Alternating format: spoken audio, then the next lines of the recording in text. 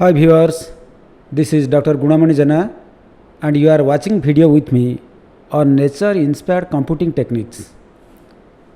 In today's session, we will be going for this particle swarm optimization algorithm or the PSO. So this is the outline of our presentation today. Particle swarm optimizations, the main idea and the history, the search scheme, what are the characteristics of the particle swarm optimization, the basic steps of this PSO algorithm and applications of the PSO algorithm and some references. See, coming to the history and the main idea behind this particle swarm optimization, as you know, this PSO is a stochastic optimization technique and it is proposed by Kennedy and Eberhardt. That is the year of 1995, right? So it is a population based search method with position of particle is representing the solution and swarm of the particle searching agent. Two things are there, one is the solution, one is the searching agent. Okay, the swarm is treated as the searching agent and the position is the solution, right? So this PSO, it is a robust evolutionary optimization technique. It is based on the movement and the intelligence of swarms. And this PSO, it finds the minimum value for this function. Clear? So this is the main idea. Again, this PSO, it is a robust evolutionary strategy inspired by the social behavior of animal species living in large colonies, like it can be birds, the fish, the ant, etc.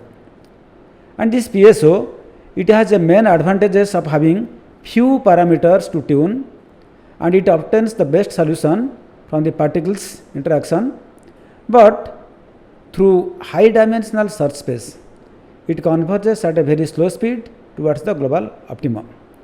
We can take some example here. Some examples are ant colonies, fish schooling, then bird flocking, bee swarming. So these are all the cases of particle swarm optimizations, right? Now we see the principle. It is based on the principle that each solution in the algorithm is represented as a vector and we call it as a particle. So the particle is represented as a vector and the basic PSO, it is influenced by a number of control parameters, namely the dimension of the problem, the number of particles present, the acceleration coefficients, inertia weight W, neighborhood size, number of iterations and the random values that scale the contribution of the cognitive and social components. Then we see the idea is similar to the bird's flock searching for food. Here bird is treated as a particle and food is the solution or the location and the food whatever. So the location, because in a particular location food is there. Then P based in general, this is the best solution of a particle that has achieved so far. Remember, try to understand what is the difference between P based and G based. P based is the best for a particular bird it has achieved so far, whereas G based, this is the global based solution of all particles within that swarm. In details we can summarize like this. P based is the best solution achieved so far by a particular particle. G based, the best value obtained so far by any particle in that neighborhood of that particle. So this is the global based, right? And the basic concept of PSO lies in accelerating each particle towards its P based and G based location with a random weighted accelerations at each time. Okay, this is the main thing. Then from this diagram we can understand. So this is the position X, this is the P based or the personal based, and this is the G based or the global based. This is the new velocity that we are accelerating. So now you can see the PSO uses a number of agents, that is the particles, that constitute a swarm flying in search space looking for the best solution, means food. And each particle is treated as a point or as a candidate solutions in a n-dimensional space which adjusts its flying according to its own flying experience or as well as the flying experience of other particles. So this is the thing we come across. Then the swarm intelligence or SI, this system has a major feature, namely self-organization, in which the components of an initially disordered system interact locally to produce a coordinations or global order. Okay, and this process is characterized by spontaneousness, that is, no agent inside or outside of any system dominates the interaction. Then coming to the flow chart, you see we initialize the particles, then calculate the fitness value for each particle.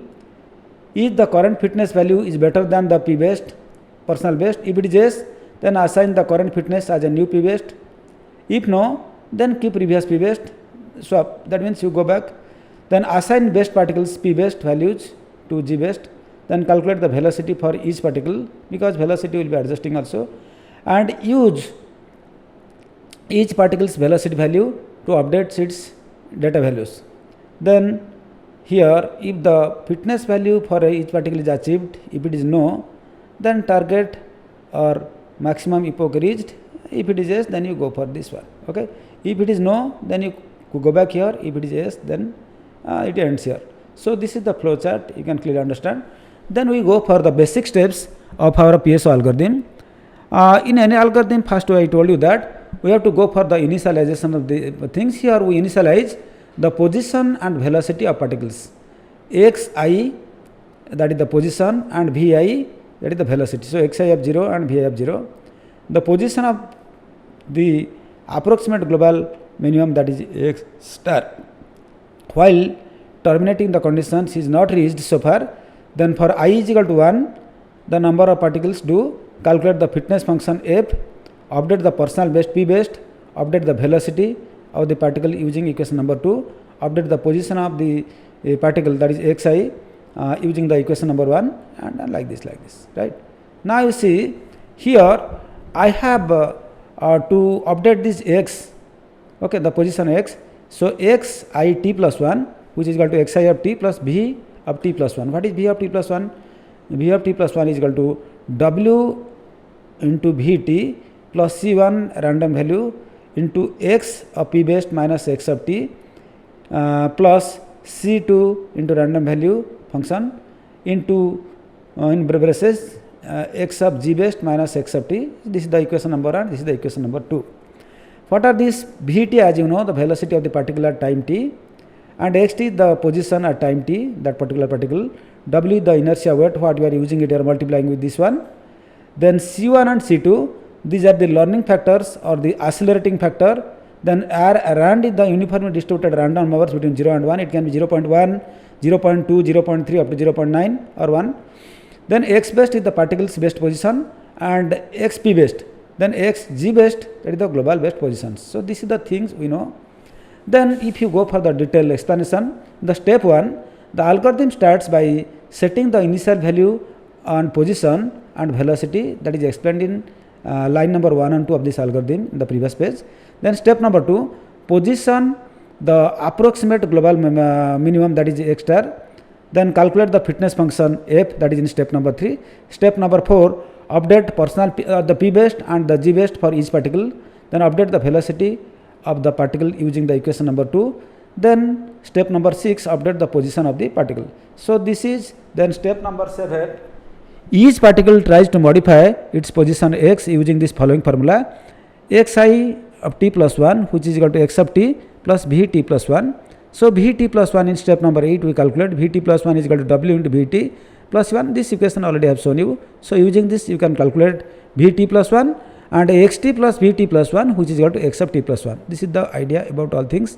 Then we see some of the important applications of the particle swarm optimization.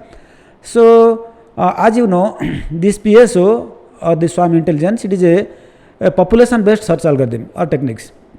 It can be applied for various optimization problems. For example, the traveling salesman problem, you can see the traveling salesman and it is solved here. And the pattern search, then energy storage optimizations. This PSO can simulate the movement of a particle swarm and can be applied in visual effects like those special effects in the Hollywood movies or Hollywood films. Then PSO is a robust stochastic optimization technique and can be applied for data clustering also. Fine. Then we see some example here. We go for the particle swarm optimization. It can be used for enhance underwater images by reducing the influence of light observations and scattering.